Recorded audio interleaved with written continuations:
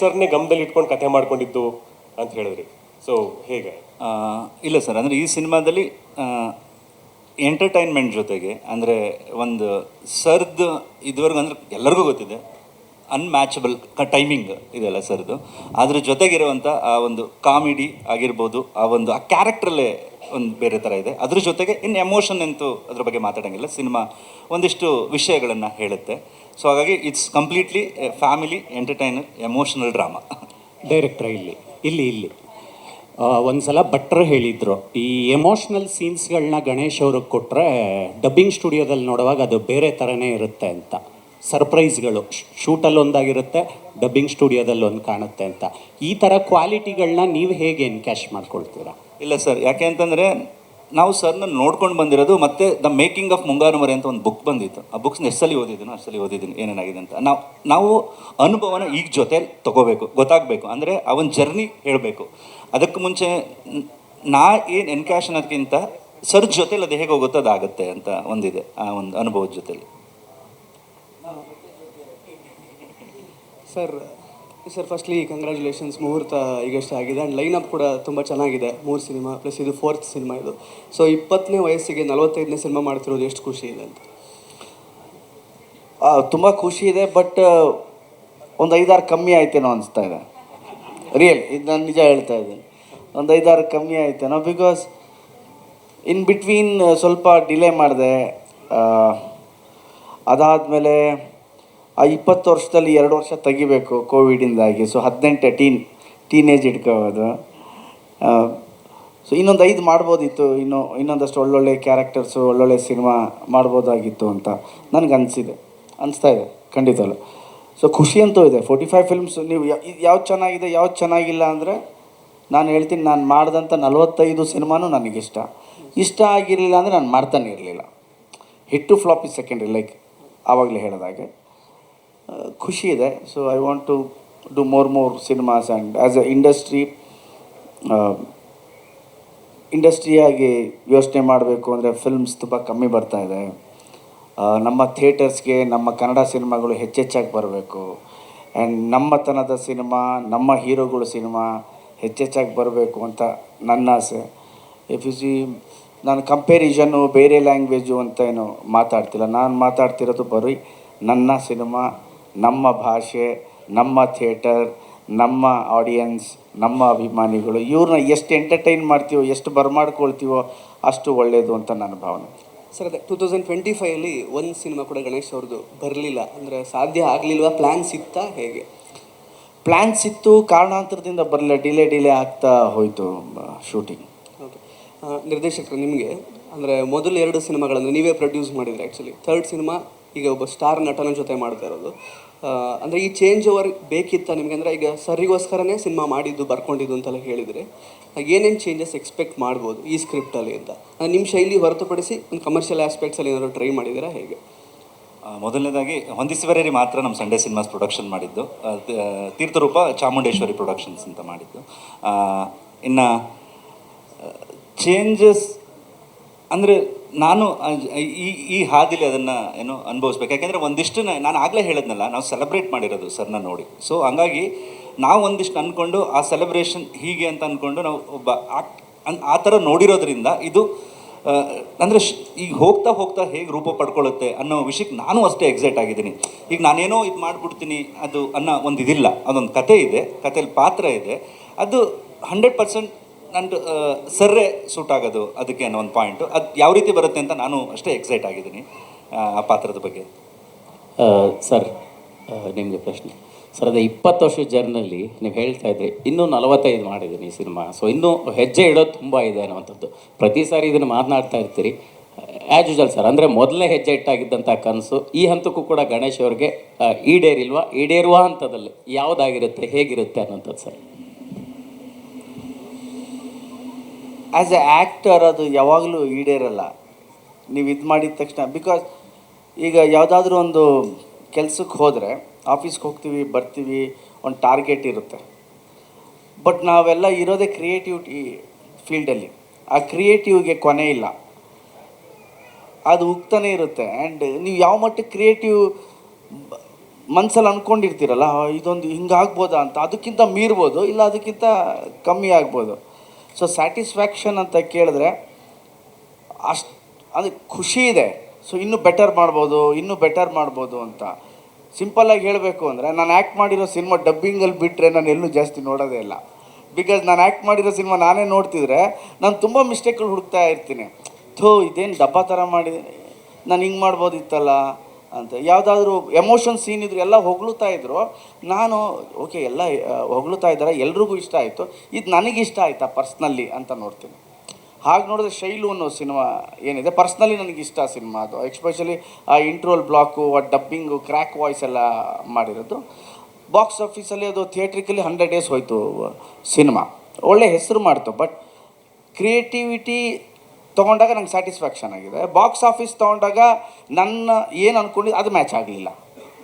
So ಅದೇ ಬೇರೆ ಇದೇ ಬೇರೆ. ಆ್ಯಸ್ ಎ ಕ್ರಿಯೇಟಿವ್ ಆಗಿ ಮಾತಾಡಬೇಕು ಅಂದರೆ ಇನ್ನು ತುಂಬ ತುಂಬ ತುಂಬ ಕೆಲಸ ಮಾಡೋದಿದೆ. ಸರ್, ನಿಮ್ಮನ್ನು ಪಾತ್ರಗಳಾಗಿ ಅಭಿಮಾನಿಗಳು ಬೇರೆ ಬೇರೆ ರೀತಿಯಲ್ಲಿ ಪ್ರತಿಯೊಂದು ಪಾತ್ರನೂ ಆರಾಧಿಸ್ತಾರೆ.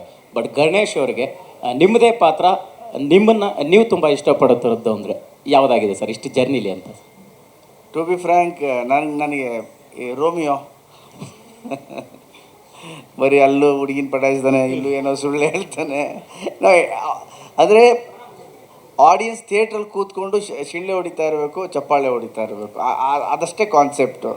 ನನಗೆ ರೋಮಿಯೋ ಆಗಿರ್ಬೋದು ಆ್ಯಂಡ್ ಶೈಲು, ನಾನು ಅವಾಗಲೇ ಹೇಳಿದಾಗೆ. ಆ್ಯಂಡ್ ನಮ್ಮ ಕೃಷ್ಣಂ ಪ್ರಣಯ ಸಖಿಯಲ್ಲಿ ಲಾಸ್ಟಲ್ಲಿ ಅವನ ಹೆಂಡ್ತಿನ ಅವನೇ ಪ್ರೀತಿಸ್ತಾನೆ. ರಂಗಾಯಣರಿಗೂ ಹೇಳ್ತಾರೆ, ದೇವ್ರು ಎಂಥ ಒಳ್ಳೆ ಚಾನ್ಸ್ ಕೊಟ್ಟನಪ್ಪ, ಅವ್ನ ಹೆಂಡ್ತಿನ ಮರ್ತ್ಬಿಟ್ಟು ಬೇರೆಯವ್ರು ಕಟ್ಕೊಳಕ್ಕೆ, ಇವನು ಅವನ ಹೆಂಡ್ತಿಯಿಂದನೇ ಹೋಗ್ತಾವನಲ್ಲ ಅಂತ. So the minute emotions with laughter ಇದೆಯಲ್ಲ, ಅದು ನನಗೆ ಭಾಳ ಇಷ್ಟ, ಆ ಥರ ಕ್ಯಾರೆಕ್ಟರ್ ಮಾಡೋದಕ್ಕೆ. ಸರ್, ಇನ್ನೊಂದು ಪ್ರಶ್ನೆ. ಆವಾಗಲೇ ಮಾತಾಡ್ತಾ ಹೇಳ್ತಿದ್ರಿ, ಅಂದರೆ ಇಂಡಸ್ಟ್ರಿ ಉಳಿಬೇಕು ಅಂತಂದರೆ ಸಹಜವಾಗಿ ಸಿನಿಮಾಗಳು ಹೆಚ್ಚು ಬರಬೇಕು, ಥಿಯೇಟ್ರ್ಗಳು ಉಳಿಬೇಕು ಅನ್ನೋಂಥದ್ದು. ಆ ನಿಟ್ಟಲ್ಲಿ ಅಂದರೆ ಸದ್ಯಕ್ಕಿರುವಂಥ ಒಂದು ಮಾಹಿತಿ ಪ್ರಕಾರ ಮುಂದಿನ ವರ್ಷದಲ್ಲಿ ಒಂದಿಷ್ಟು ಸಿನಿಮಾಗಳ ಸಂಖ್ಯೆ ಕಡಿಮೆ ಇದೆ ಅನ್ನುವಂಥದ್ದು. ಸೊ ಹೀಗಾಗಿ ಇದು ಹೇಗೆ ಪರಿಣಾಮ ಬೀರ್ಬೋದು, ಮತ್ತು ಸರಿ ಆಗುವಂಥ ನಿಟ್ಟಿನಲ್ಲಿ ಏನಾಗಬೇಕಂತ ನೀವು ಎಕ್ಸ್ಪೆಕ್ಟ್ ಮಾಡ್ತೀರಿ ಸರ್, ಇಂಡಸ್ಟ್ರಿಯ ಒಂದು ಭಾಗ ಆಗಿ? ಐ ಥಿಂಕ್ ಹೆಚ್ಚೆಚ್ಚು ಸಿನಿಮಾ ಬರಬೇಕು ಆ್ಯಂಡ್ ಹೆಚ್ಚೆಚ್ಚು ನಮ್ಮತನದ ಸಿನಿಮಾ ಬರಬೇಕು. ನಮ್ಮ ಸಿನಿಮಾ ಅನಿಸ್ಬೇಕು, ನಮ್ಮ ಮಣ್ಣಿನ ಒಂದು ಗುಣ ಇರಬೇಕು, ಆ ಥರದ ಸಿನಿಮಾ ಅನಿಸ್ಬೇಕು. ಜೊತೆಯಲ್ಲಿ ನಾವು ಪ್ರೇಕ್ಷಕರನ್ನ ಎಷ್ಟು ಥಿಯೇಟ್ರೊಳಗೆ ಬರಮಾಡ್ಕೊಳ್ತೀವೋ, ಅಂದರೆ ಅಭ್ಯಾಸ ಆಗುತ್ತೋ, ನಮಗೆ ಕಲೆಕ್ಷನ್ಸ್ ಜಾಸ್ತಿ ಆಗ್ತಾ ಇರುತ್ತೆ.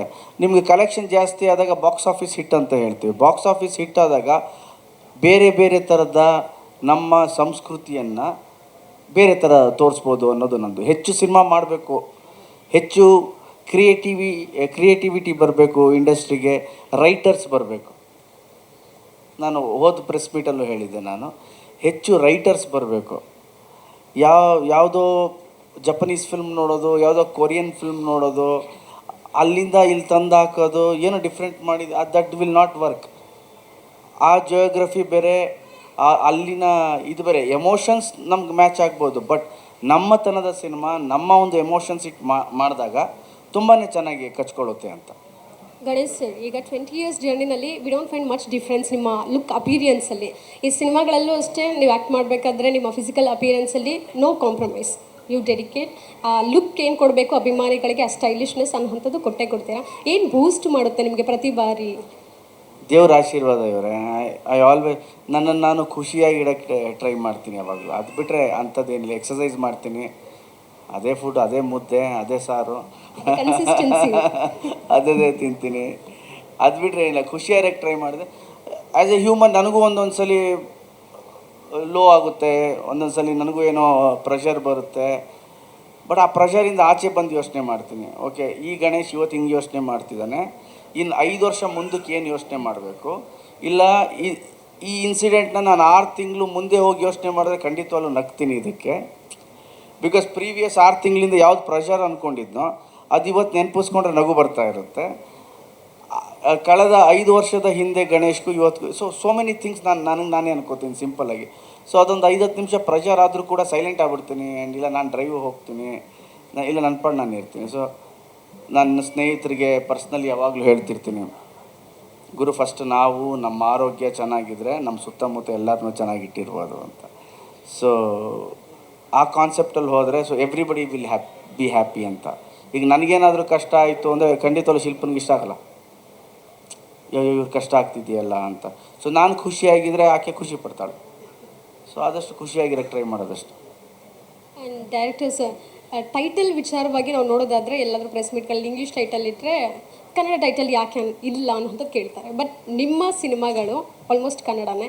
ಏನಾದರೂ ಫಾರ್ಮುಲಾನ ಅಥವಾ ಕನ್ನಡ ಸಿನಿಮಾಗಳು ಅದರಲ್ಲೂ ಸಹ ಬಿಗ್ ಬಿಗ್ ಟೈಟಲ್ ನೀವು ಇಡ್ತಾ ಇರೋವಂಥದ್ದು, ಹಿಂದೆ ಕೂಡ ಹೊಂದಿಸಿ ಬರೀ ತೀರ್ಥ ರೂಪ ತಂದೆಯವರಿಗೆ, ಈಗ ಕೂಡ ಅದು ಕೂಡ ಟೈಟಲ್ ದೊಡ್ಡದೇ ಇರೋವಂಥದ್ದು. ಅಂದರೆ ಅದು ಪ್ರಾಬ್ಲಮ್ ಅಂತಲ್ಲ ಟೈಟಲ್, ಅದಕ್ಕೆ ಇಲ್ಲ, ಅದಕ್ಕೆ ಇಲ್ಲ, ಇಲ್ಲ. ಅಲ್ಲ, ಕನ್ನಡ ಮೇಲೆ ಹೆಚ್ಚಿನ ಪ್ರೀತಿ ಇದೆ, ಹೌದು. ಅಲ್ಲ, ಅದು ಇರ್ಬೇಕಲ್ಲ ಎಲ್ಲರಿಗೂ. ತುಂಬಾ ದೊಡ್ಡದು ಇಡ್ತಾ ಇದ್ದೀರಾ, ಅದ್ರ ಹಿಂದೆ ಏನಾದರೂ ಅಂದ್ರೆ ದೊಡ್ಡದು ಚಿಕ್ಕದಂತಲ್ಲ. ಓಕೆ, ತೀರ್ಥರೂಪ ತಂದೆಯವರಿಗೂ ಲೆಂತ್ ಇತ್ತು, ತಮ್ಮ ಸುಖಾಗಮನ ಬಯಸು, ಅಂದ್ರೆ ಏನೇ ದೊಡ್ಡದಿದ್ರು ಕೂಡ ಅದು ಬಳಕೆಗೆ ತುಂಬ ಇತ್ತು.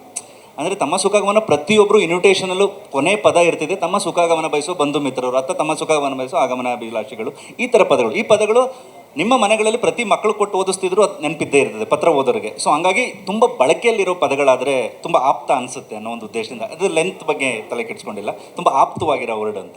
ಯಾವತ್ತು ನೀವು ಇಂಗ್ಲೀಷ್ ಟೈಟಲ್ ಇಡಬೇಕು ಅಂತ?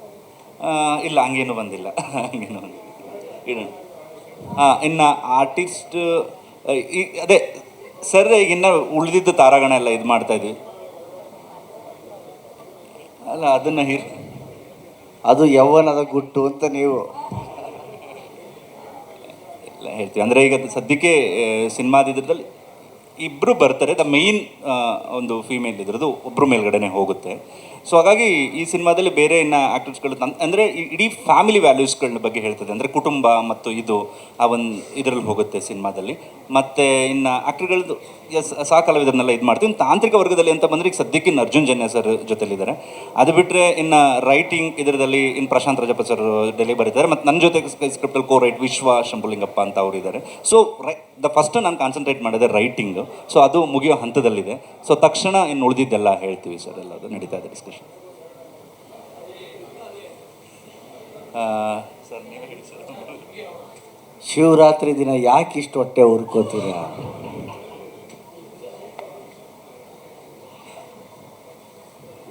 ಗಣಿ ಸರ್ ಇಲ್ಲಿ ಫ್ಯಾಮಿಲಿ ಡ್ರಾಮಾ ಆಗಿರೋದ್ರಿಂದ ಕೇಳ್ತಾ ಇದ್ದೀನಿ. ಇತ್ತೀಚೆಗೆ ನಾವು ಕೌಟುಂಬಿಕ ಮೌಲ್ಯಗಳಿಂದ ತುಂಬ ದೂರ ಸರಿತಾ ಇದ್ದೀವಿ. ಒಟ್ಟಿಗೆ ಊಟ ಮಾಡೋದಕ್ಕೂ ನಮಗೆ ಟೈಮ್ ಸಿಗಲ್ಲ ಒಂದೊಂದು ಸಲ. ಈ ವಿಷಯಗಳನ್ನೆಲ್ಲ ಹೇಗೆ ಡಿಫೈನ್ ಮಾಡ್ತೀರಾ ನೀವು? ನಾನು ಒಂದೊಂದ್ಸಲಿ ಒಬ್ಬೊಬ್ಬನೇ ಊಟ ಮಾಡ್ತಿರ್ತೀನಿ. ಅಂದರೆ ಇವತ್ತು ವರ್ಕ್ ಪ್ರೆಷರ್ ಆಗಿದೆ ಎಲ್ಲರಿಗೂ. ಆ್ಯಂಡ್ ಇವತ್ತು ಒಂದು ಮನೆಯಲ್ಲಿ ಒಬ್ಬರು ದುಡಿದ್ರೆ ಆಗಲ್ಲ, ಏನೋ ಎಲ್ಲರೂ ಅವ್ರವ್ರ ಕೆಲಸದಲ್ಲಿ ಬ್ಯುಸಿ ಇದ್ದಾರೆ. ಈಗ ನಾವೆಲ್ಲ 80s 90s ಥರ 80s 90s ಕಿಡ್ಸ್. ಆವಾಗ ಒಂಥರ ಇತ್ತು, ಈಗ ಒಂಥರ ಇದೆ. ಆವಾಗ ವೈಫೈ ಇರಲಿಲ್ಲ, ಇದ್ದರೂ ಕೂಡ ಒಂದು ಸ್ವಲ್ಪ ಡೌನ್ಲೋಡ್ ಮಾಡೋಕ್ಕೆ 24 hours ಬೇಕಾಗಿತ್ತು. ಈಗ 500 GB ಎಷ್ಟು ಬೇಕಾದ್ರೂ ಒಟ್ಟೊಟ್ಟಿಗೆ ಡೌನ್ಸು. ಅದು ಪ್ರೋಸೆಸ್ ಅಷ್ಟೇ.